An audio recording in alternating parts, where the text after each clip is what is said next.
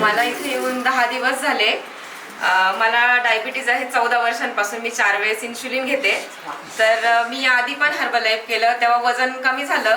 पण एक्सरसाइज करून आणि ते शेक घेऊन वजन कमी केलं, पण त्याने वजन कमी झालं, पण माझी शुगर वाढत होती. माझे जे HbA1c रिपोर्ट होते ते वाढत होते. त्याच्यामुळे मी निगेटिव्ह होऊन मग ते बंद केलं. त्याच्यानंतर मला काका आणि जाणून ते बोलले की असं असं आहे इथे येऊन. पण मला खरं तर आधी विश्वास नव्हता पटला की बसून आणि कसं काय वजन कमी होईल. आपण तर आधी केलं एक्सरसाइज करून ते शेक घेऊन आणि मग वजन कमी होईल. त्याच्यात थोडंसं आहे की एक्सरसाइज करतोय म्हणून वजन कमी होतंय, एक त्याच्या मागे लॉजिक होतं. पण जेव्हा त्यांनी मला 1-1.5 महिन्यापूर्वी पण सांगितलं होतं, पण म्हटलं अजून त्यांचा रिझल्ट येऊ द्या मग बघूया.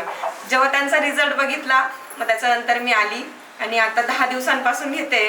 तर माझं वजन पण कॉन्स्टंट आणि मेन म्हणजे मी जेवणाच्या आधी रोज 4-5 वेळेस म्हणजे शुगर चेक करते, जेवणाअगोदर जेवणानंतर.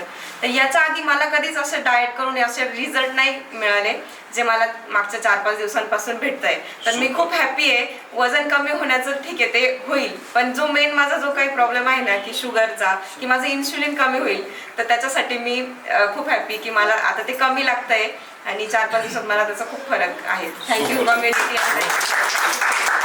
इन्सुलिन कमी केलं किती दिवसापासून तुम्ही किती दिवसापासून चहा सोडण्याचा प्रयत्न करत होते आणि तो सुटत नव्हता, जो नाव आता काय म्हणजे जेव्हापासून डायबिटीज झालं ना तेव्हापासून घरचे बोलत होते, डॉक्टर पण सांगून थकले की चहा बंद करा. शुगर फ्रीच घेत होते, शुगर न टाकताच घेत होते, पण चहा घेत होते. चहाशिवाय उमजतच नव्हतं काही. पण आता 10 दिवसांपासून मी चहाच नाही घेतलाय. माझ्या घरचे पण खुश झाले त्याच्यामुळे. कॉंग्रॅच्युलेशन. मम्मी जास्त खुश. हो, मम्मी जास्त खुश आहे. सो जोरात ताळ्या वाजवा.